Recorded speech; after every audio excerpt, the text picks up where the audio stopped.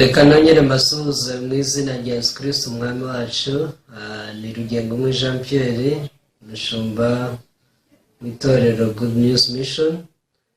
Reka twongere tuganire ijambo ry'Imana aho twari twasubikiye ubushize. N'uyu munsi turasoma itangira ibice 27, turi kuganira ku nkuru ya Yakobo na Esawu, turebera hamwe uburyo twakwakiramo umugisha. Uyu munsi turasoma 27 duhere ku murongo wa 11 tugeze ku murongo wa 23. Ndabinginze nimba mufite Bibiliya zanyu murambura itangira ibice 27, umurongo wa 11 turageza ku 23. Reka dusome. Yakobo asubiza Rebeka nyina ati, dore Esawu mukuru wanjye n'icyoya, njyeweho umubiri wanjye ni umurembe. Ayi data yankorakora akamenya ko ndi umuriganya, mwizanira umuvumo mu cyimbo cy'umugisha. Nyina aramubwira ati, mwana wanjye, umuvumo wawe aba ari jye ubaho, nyumvira gusa ugende uzinzanira. Aragenda arazizana, aziha nyina, nyina ateka inyama ziryoshye nk'izo se akunda. Rebeka yenda imyambaro myiza ya Esawu imfura ye, iyo yari afite mu nzu, ayambika Yakobo umuhererezi. Kandi ashyira impu z'abo bana b'ihene ku bikonjo bye no ku ijosi rye aharembekereye. Umwana we Yakobo za nyama ziryoshye yatetse n'umutsima yabuze. 18. Ajya aho Sari aramuhamagara ati, data. Aritaba ati, ndakwitaba. Urinde mwana wanjye. Yakobo asubiza se ati, ndi imfura yawe Esawu, muzi ibyo wantegetse, ndakwinginze by'uko urye ku muhigo wanjye kugira ngo umpeshe umugisha. Isaka abaza umwana we ati, ni iki kiwukubonesheje vuba utyo mwana wanjye? Aramusubiza ati, nuko Uwiteka Imana yawe impaye ishya. Isaka abwira Yakobo ati, mwana wanjye, gira hino ndakwinginze ngukorakore, menye yuko uri umwana wanjye Esawu koko, cyangwa ko utari we. Yakobo yegera Isaka se, aramukorakora, aravuga ati, ijwi ni irya Yakobo, ariko ibikonjo ni ibya Esawu. Yamenya uwo ari we, kuko ibikonjo bye biriho ubwoya nk'ibya mukuru we Esawu, nuko amuhesha umugisha. Aya magambo dusomye asoza avuga ngo nuko amuhesha umugisha. Ubu turi kurebera hamwe uburyo dushobora kwakira umugisha imbere y'Imana, uburyo dushobora kwakira imbabazi z'ibyaha.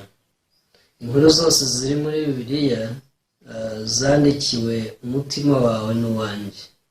Mu gihe twakiriye Bibiliya nk'ijambo ry'umutima, nk'ijambo ritwigisha imibereho y'imitima yacu, nicyo gihe dushobora gutahura umutima w'Imana uhishe muri Bibiliya. Iyo bitagenze bityo, usanga duca imanza uko tureba.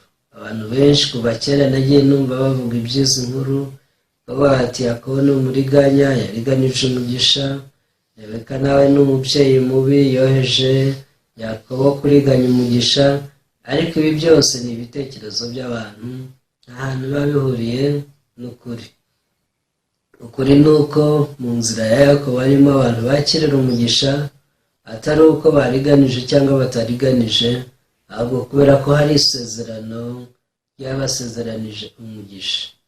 Mu gitabo cy'Abakorinto ba mbere igice cya mbere avuga ko Imana yatoranyije ibinyantege nkeya kugira ngo ikoze isoni ibinyembaraga, kandi yatoranyije abapfapfa bo muri iyi si, abantu batafite ubwenge bwabakiza ku giti cyabo, ibaha ijambo birahita ngo ni ijambo ry'umusaraba.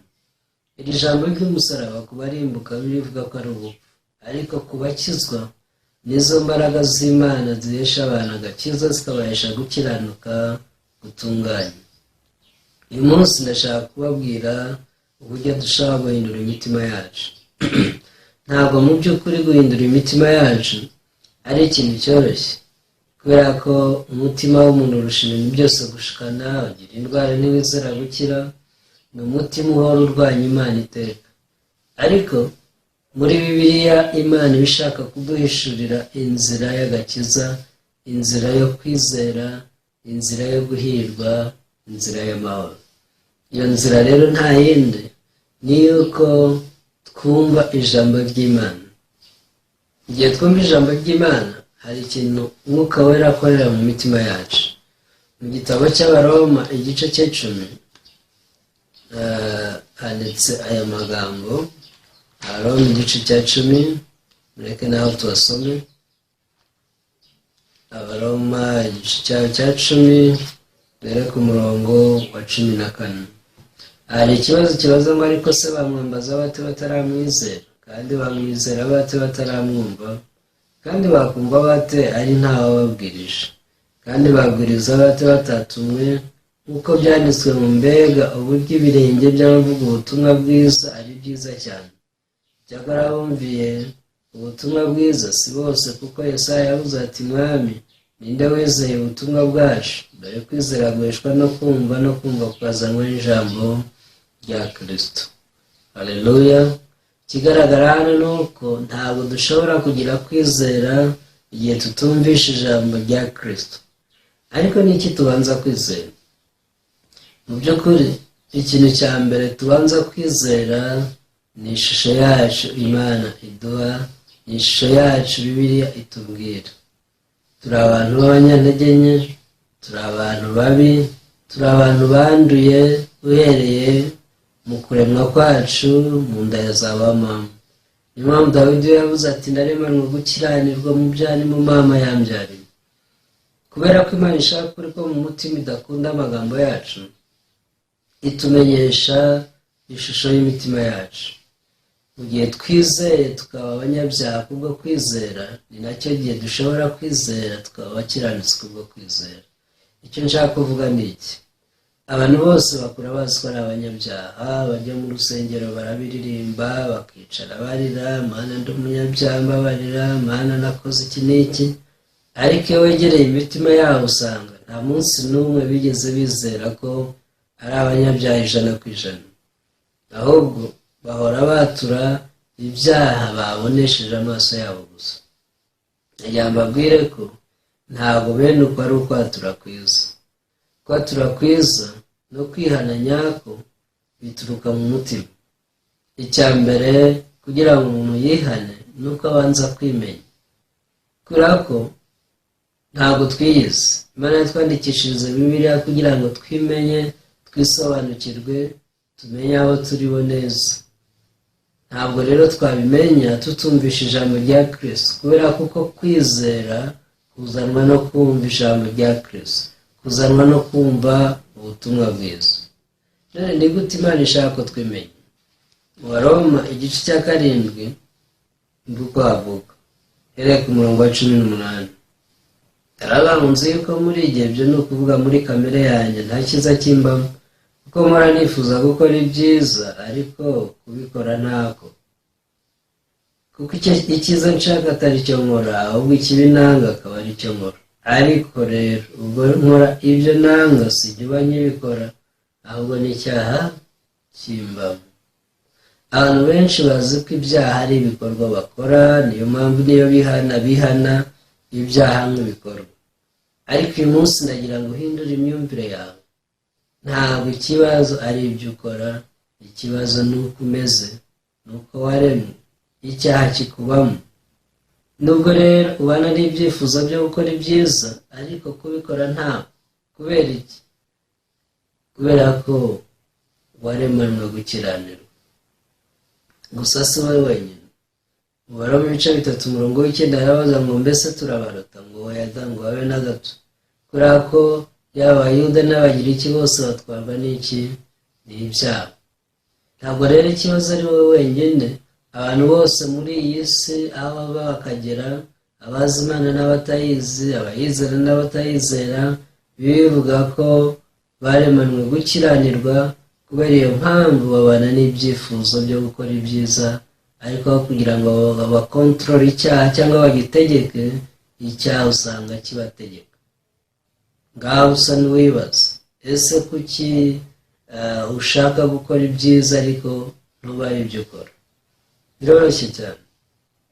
Umuntu ufite imbaraga ziruta iz'undi, uramutse ufashe akana gatoya ukagateranya n'umuntu mukuru, ukabaha ikizami cyo gukururana, byanze bikunze uwakurura undi akamujyana mu ruhande rwe ni wa wundi mukuru ufite imbaraga ziruta iz'uwo mwana.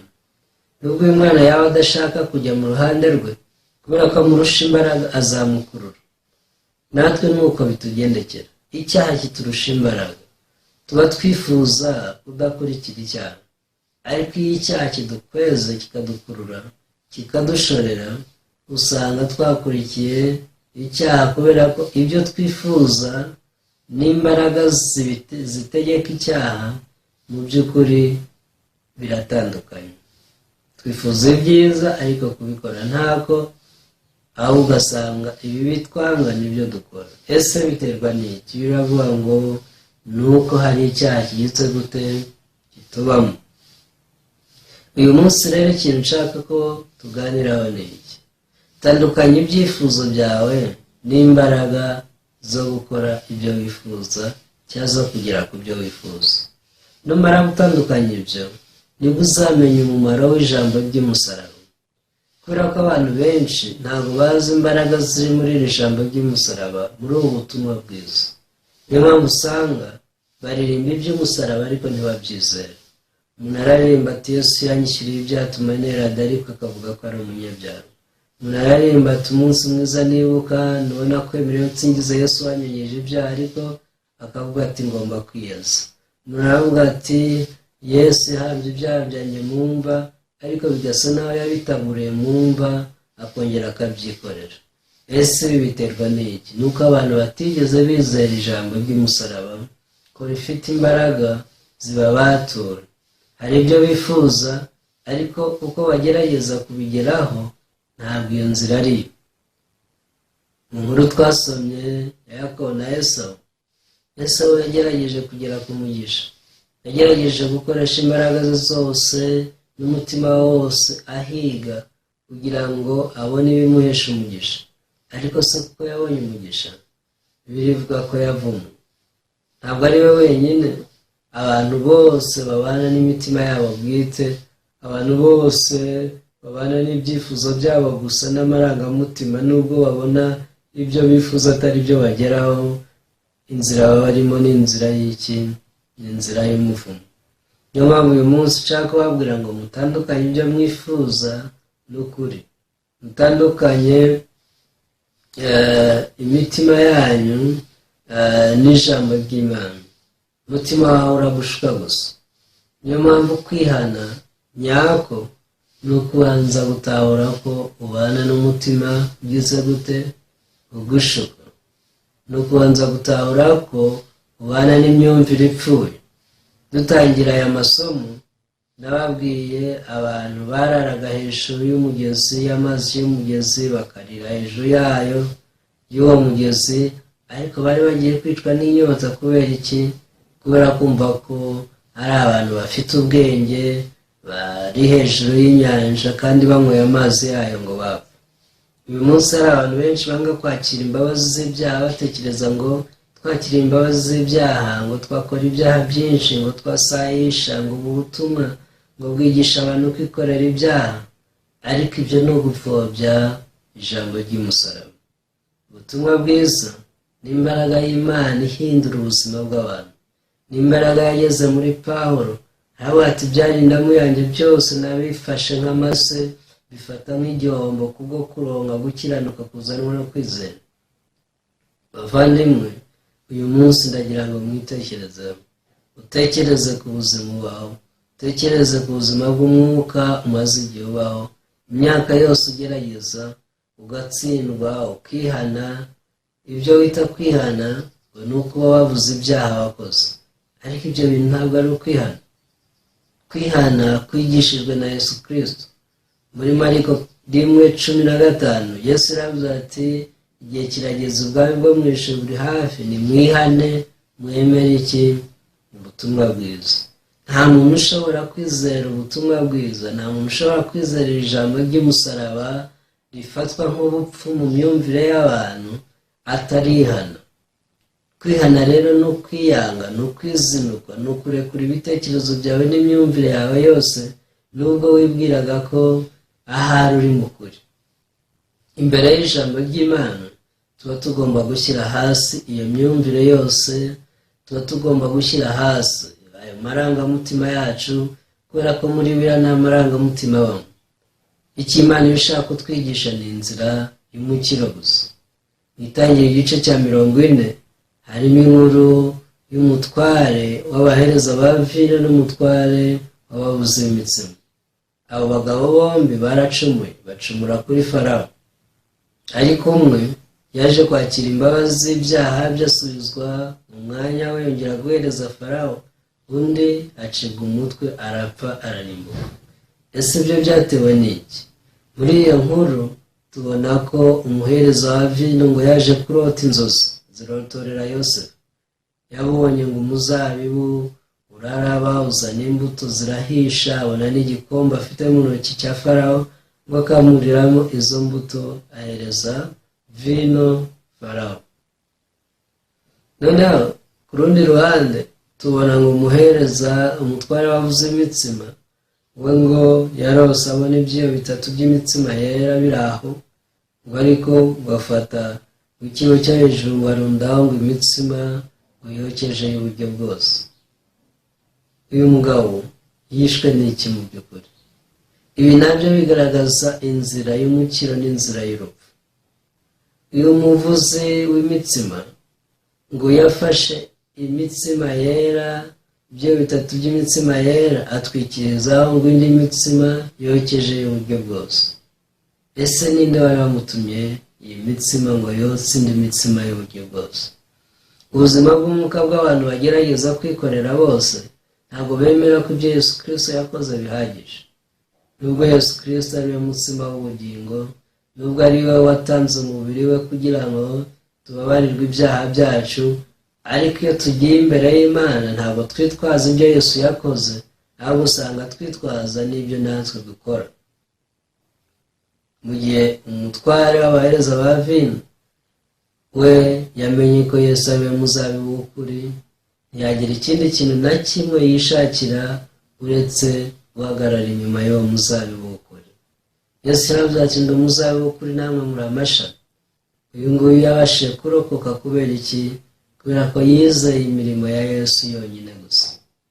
natwe uyu munsi Imana iba ishaka kutwigisha inzira y'umukiro, inzira y'ubugingo buhoraho, ariko ku rundi ruhande turi abantu bamenyereye inzira z'urupfu.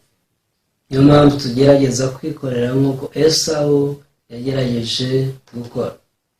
gusa uyu munsi ndagira ngo utekereze, ese koko ibyo wifuza gukora, ndabizi uba ushaka gukora ibyiza, ariko se koko urabikora?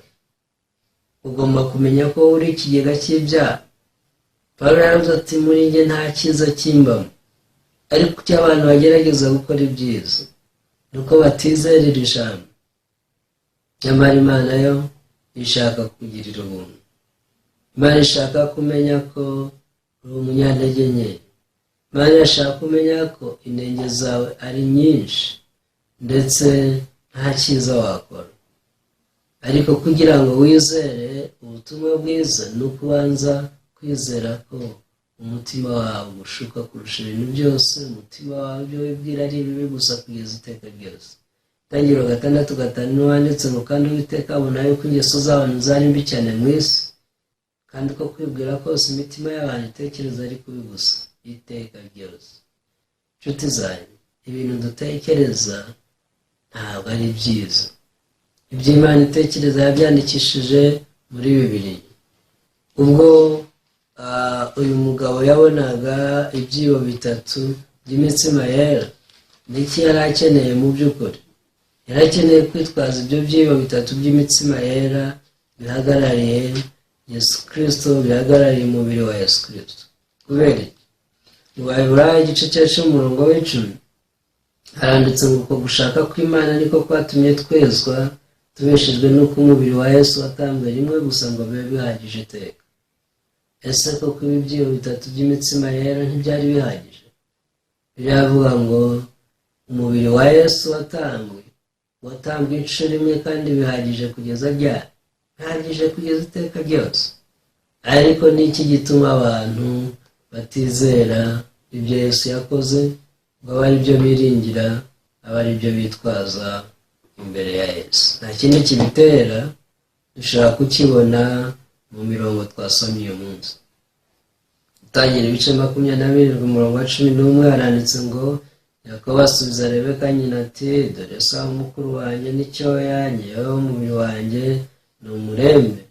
Ahari data yankora akora akamenya ko ndi umuriganya, nkizanira umuvumo mu cyimbo cy'iki cy'umugisha.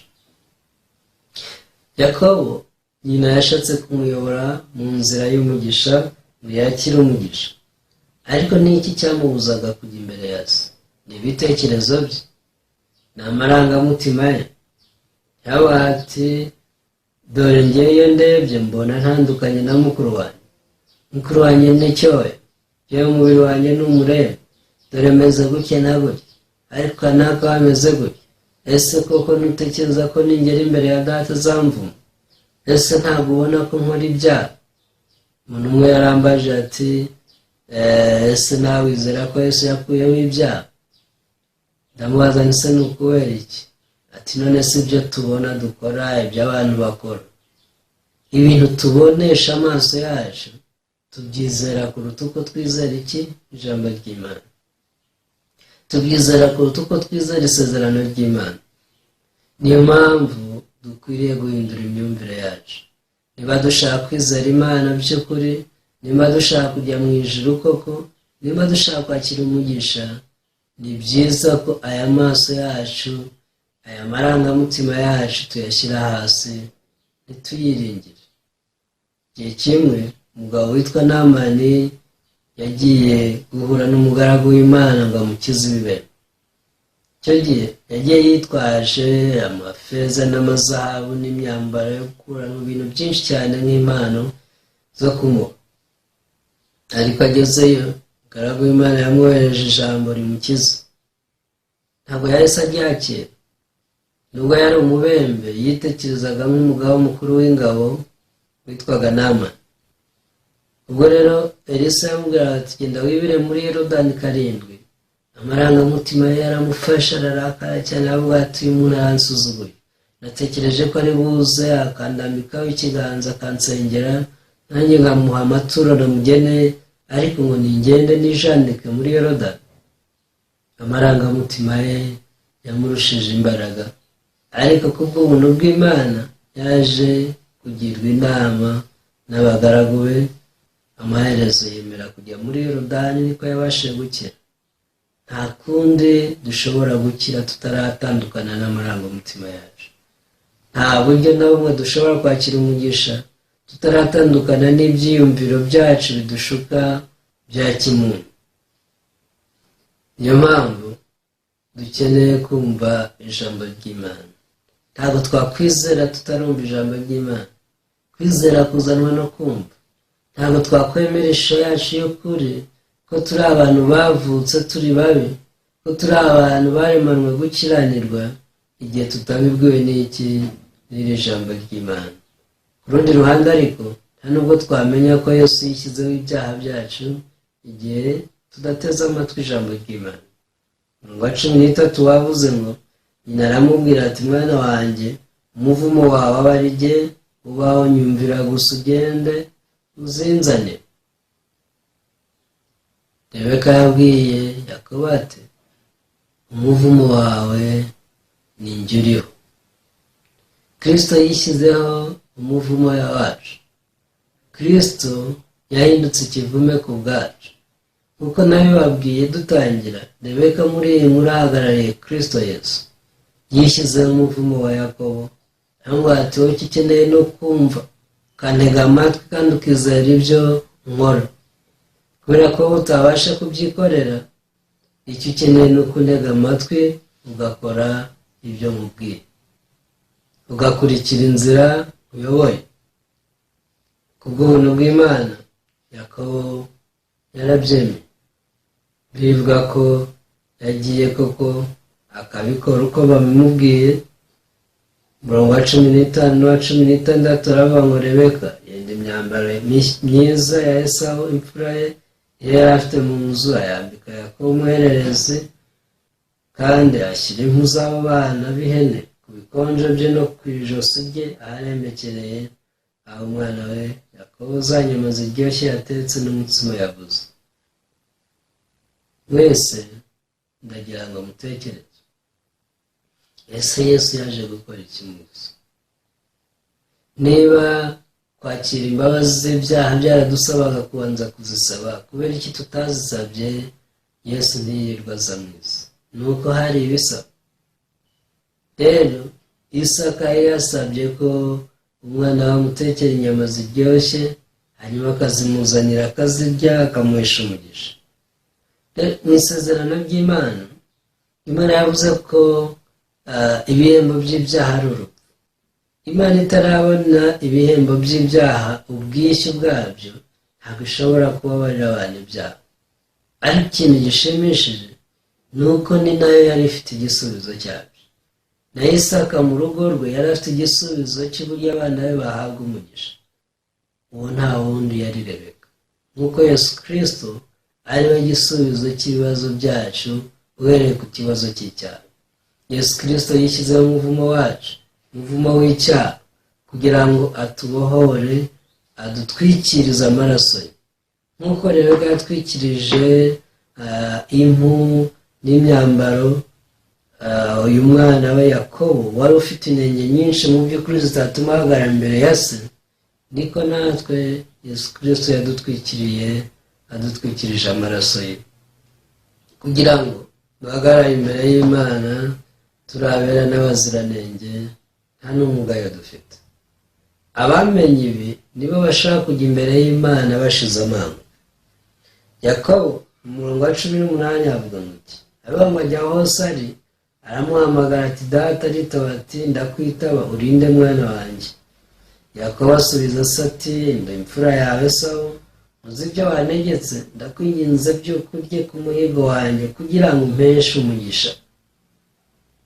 Yakobo amaze kubona ko nyina yakoze ibintu byose kandi yishyizeho umuvumo we, yaravuze ati genda umunyamugisha, ntabwo nyiri umuntu wo kuvumwa ukundi, ahubwo ndi umuntu wo kwakira umugisha. Ntabwo nubwo yongeye kwitwa Yakobo ukundi, izina rye ryarahindutse kuva uwo munsi. Kubera icyo abantu batinya kuvuga ko ari abakiranutsi, nuko batigeze bihana ngo bajugunye ibitekerezo byabo. Yesaya 5:5 aravuga ngo ibyo nibwira si byo mwibwira, n'inzira zanjye si zimwe n'izanjye, ni Uwiteka avuga. Nshuti zanjye, Yakobo ntabwo icyamuhesheje umugisha ari ukuriganya. Yakobo yaheshejwe umugisha no kwizera. Ubwo yizeraga ibyo nyina yamukoreye byose, yahagaze imbere ya se mu izina rya Esawu. Uyu munsi dusenga mu izina rya Yesu, ariko ntabwo abantu bazi impamvu tujya imbere y'Imana mu izina rya Yesu. Impamvu ni uko twebwe turi babi. Turamutse duhagaze imbere y'Imana ku bwacu twavumwa gusa, ariko Imana yashimye kuduhindura ba Yesu batoya muri iyi si, kugira ngo natwe duhagarare imbere yayo nk'abana bayo, nk'abakiranutsi badafite umugayo n'umwe. Uyu munsi ndagira ngo utekereze cyane, uhindure imyumvire yawe. Ese Yakobo koko yariganije umugisha? Yakobo yagize kwizera, ahagarara imbere ya se kandi ahabwa iki? Umugisha. Nawe uyu munsi niko ushobora kwakira umugisha. Nutizera ko Yesu ari we wakijije ibyaha byawe, nk'uko birivuga ngo azabyara umuhungu uzamwite Yesu, ko ari uzakiza ibyaha by'abari mu isi, ni ukuri rwose uzapfa uri umuntu wo kurimbuka, uzapfana imivumo yawe, kuko utizeye ko Yesu ari we wakuyeho ibyaha byawe, kuko utizeye ko umubiri wa Yesu uhagije, ukagerageza kugira ibindi wikorera ku giti cyawe. Twasomye mu Baheburayo 10:10 havuze ngo kugushaka kw'Imana ariko kwatumye twezwa, kandi twabeshejwe nuko umubiri wa Yesu watanzwe rimwe kugeza iteka ryose, ngo bibe bihagije. Ese koko birahagije? Ese koko ibyo Rebeka yari yakoze byari bihagije kugira ngo Yakobo abone umugisha? Yego, cyari gisigaye no kubyemera no kubyizera akabigira ibye, kandi icyo nicyo Yakobo yakoze, niyo mpamvu n'umugisha yawubonye. Natwe ni uko. Umurongo wa 14 mu Baheburayo 10 uravuga ngo kuko abezwa yabatunganishije rwose igitambo kimwe kugeza iteka ryose. Twari abantu bafite intege nyinshi, twari abantu badatunganye, ariko abantu nk'abo ngabo banyabyaha babi bejeshejwe igitambo kimwe baratunganywa. Ubu ngubu ni intungane, ni abakiranutsi. Si ibyo gusa, umurongo wa 15 bavuga ngo kandi n'Umwuka Wera niwe mugabo wo kuduhamiriza ibyo. Mu gitabo cya Yeremiya igice cya 31 uhereye ku murongo wa 31 kugeza ku wa 34 havuga iby'amategeko abiri. Hari itegeko ba sogokuruza bahawe ariko bararyica, bivuga ngo ni ukubera intege nke za kamere yacu. Ariko Imana isezeranya ko izatanga irindi sezerano rishya ridakurikije mu by'ukuri iryo rya mbere, aho izababarira abantu ibyaha kandi ntiyongere kwibuka ibyaha byabo. Ibyo ni byo Imana yakoze, ni nabyo Mwuka Wera duhamiriza uyu munsi. Umurongo wa 17 mu Baheburayo 10 avuga ngo ibyaha byabo n'ubugome bwabo sinzabyibuka ukundi. Noneho rero ubwo ibyo bababariwe ntakiriho kongera gutamba ibitambo by'ibyaha. Nuko rero bene data, ubwo dufite ubushizi bw'ubwoba bwo kwinjizwa ahera cyane n'amaraso ya Yesu. Umurongo wa 19 bavuga ngo dushize ubwoba, dufite ubushizi bw'ubwoba, dufite umutima utimenyaho icyaha, utimenyaho iki. Dufite umutima wizera ko Yesu yatubabariye ibyaha byacu byose, bityo kubera ko yabitwikirije amaraso ye, Imana yadusezeranije ko ibyaha byacu n'ubugome bwacu itazagira gute, itazabyibuka ukundi. Ese ni iki wizera? Wizera ibitekerezo byawe cyangwa wizera ijambo ry'Imana? Ndakwinginze wizera ijambo ry'Imana. Abezwa Imana yabatunganishije igitambo kimwe kugeza iteka ryose, ubu ni intungane. Yesu yaravuze ngo mube mukiranutse nk'uko So wo mu ijuru akiranuka. Ese ni gute twakiranuka nk'uko Data akiranuka? Inzira nta yindi keretse kwizera ibyo Yesu yakoze bigahinduka ibyacu. Nicyo gihe dushobora guhagarara imbere y'Imana tuvuga ngo turi abana b'Imana, turi abakiranutsi bera kandi batunganye, badafite inenge. Mu gusoza ndasoma urwambere rw'Abana n'ubundi ibice 4 umurongo wa 17 dusoza. Handitse ngo ibyo nibyo bimaze gutunganya rwose urukundo muri twe, kugira ngo tuzatinyuke ku munsi w'amateka, kuko uko ari ariko turi muri iyi si. Uko Yesu ari niko natwe turi muri iyi si. Yesu ni umukiranutsi utunganye, natwe muri Yesu turi abakiranutsi bageze gute, batunganye. Yesu yaduhindukiye ubwenge buva ku Mana, duhindukira gukiranuka no kwezwa no gucungura. Niyo mpamvu tuvuga ko twera nk'uko Kristo yera. Niyo mpamvu tuvuga ko dukiranuka nk'uko Data wo mu ijuru akiranuka. Ntabwo ari imirimo yacu yabiduhaye, ahubwo ni imirimo Yesu yadukoreye. Niyo mpamvu bivuga ngo urwo rukundo rwatumye Imana itanga umwana wawe w'ikinege kugira ngo umwizera wese atarimbuka. Mu by'ukuri ibitwemeza ko rwamaze gutunganywa rwose muri twe, nuko dutinyuka ku munsi w'amateka, kubera kuko Yesu ari niko natwe turi, nubwo turi mu isi. Zaburi ya 16 umurongo wa 3 niwo uvuga ngo abera bo mu isi nibo mfura nishimira bonyine. Nshuti zanjye, tekereze ukwizera ubana nabo. Namaze imyaka 12 yose nibaza abo bera bo mu isi aho bari ntababona, ariko ubwo numvaga ijambo ry'umusaraba, ibyo abantu batekereza ko ari ubupfu, ubwo iri jambo naryakiraga mu mutima wanjye, nibwo nabonye ko ari ijambo rifite imbaraga rihindura ubuzima bw'umuntu. Wari Sawuli rikamugira Pawulo, wari umurobyi w'amafi rikamugira umurobyi w'abantu. Iri ni ijambo ry'umusaraba tubabwiriza, ariko ntabwo abantu bose bizere ibyo bumva. Niyo mpamvu Yesu yaravuze ati ninde wizeye ibyo twumvishe kandi ukuboko k'Uwiteka kwahishuriwe nde? Niringiye ko Imana yabahishurira uku kuri kugira ngo mwizere ukuri, kubera ko Yesu yavuze ngo muzamenye ukuri kandi ukuri kuzababatura. Yakobo yakiriye umugisha kubera ko yaciye mu nzira y'umugisha, ariko Esawu yaravumwe kuko yari mu nzira y'umuvumo.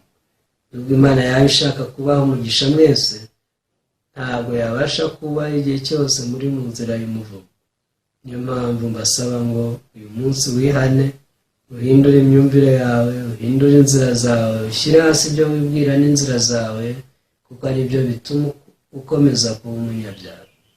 Ibyo nubishyira hasi, nicyo gihe uzabona inzira Imana yaguteguriye, kandi muri iyo nzira uzasanga ko uko Yesu ariko nawe uri muri iyi si. Uzaba ushima Imana, uhimbaza Imana, icyubahiro cyose uzajya ugiha Imana, aho kwiyemera no gutekereza ko hari ibyiza wakora ku giti cyawe. Ndabashimiye. Reka dusoreze aha inyigisho twatangiye. Yari ifite ibyiciro bitatu, ariko yose yavugaga kuri Yakobo na Esawu. Bwa mbere uribuka ko twarebeye hamwe imitima yacu, tukaza kureba uko imitima yacu itemba. Twanarebeye hamwe iby'ibyifuzo tubana nabyo ariko bitandukanye mu by'ukuri n'imbaraga dufite. Niyo mpamvu dukeneye ijambo ry'umusaraba, kubera ko ariryo ribasha kutugenga rikayobora ubuzima bwacu mu by'Imana ishaka. Naho ibyifuzo byacu byo biba bifite imbibi. Niringiye ko mwahamya ko muri abakiranutsi batunganye mubiheshejwe no kwizera Yesu Kristo, kandi kugeza ubwo Umwami wacu Yesu Kristo azagarukira, niringiye ko muzakomeza kwakira ubuntu bw'Imana binyuze mu kumva ijambo ry'Imana no kuryizera, aho gukurikira amarangamutima n'ibitekerezo byacu bitwica nabi. Ituma abantu baba basayisha bakora ibyaha gusa nuko baba bakurikira imitima yabo, ariko turamutse twimitse ijambo ry'Imana, ni ukuri ubuzima bwacu buzahinduka. Kandi nk'uko Imana yakoreye Pawulo uwari Sawuli ikamuhindura intumwa, niko Imana izagukorera nawe uduteze amatwi kandi ukurikiye ibi byigisho. Ndabashimiye. Mureke dusenge dusoreze aha ngaha. Mana, turagushimiye ko watubabariye ibyaha byacu byose, kugira ngo duhagarare imbere yawe turi abera n'abaziranenge, turi abakiranutsi kandi twera nk'uko Umwana wa Yesu Kristo yera. Ibi ntabwo twari kubyigezaho, ko nubwo twabanaga n'ibyifuzo byo kubigeraho, ariko kubigeraho nta mbaraga zabyo twari dufite. Ndagushimiye ko ijambo ryawe, ijambo ry'umusaraba, ubutumwa bwiza bufite imbaraga zo kubatura abantu mu cyaha, zigatuma babasha kubaho ubuzima bw'umwuka butunganye nk'abakiranutsi muri iyi si, kandi bakabaho nk'uko wabayeho muri iyi si, bayoborwa n'ijambo ry'Imana. Niringiye ko waduha kwihana by'ukuri, tugashyira hasi ibitekerezo byacu n'imyumvire yacu ituyobya, tukemera ijambo ryawe nk'uko riri muri Bibiliya. Umuntu wese utiyanga ntashobora kugukurikira Mwami, ariko uwanze ibyiza bye ntiyanga ibibi gusa, uwo nguwo ashobora kwemera ijambo ryawe ko riri muri Bibiliya, kandi iri jambo rimuhindukira imbaraga, rimuhindukira ubwenge, rimuhindukira ibintu byose akeneye muri ubu buzima no mu buzima bw'igihe kizaza, akabaho anezerewe kandi anezeza Imana.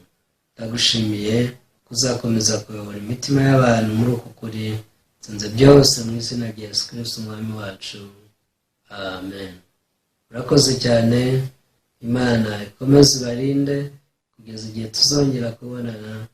Ngiye ko mwakomeza kubana n'ubuntu bw'Imana no kubona imirimo y'Imana.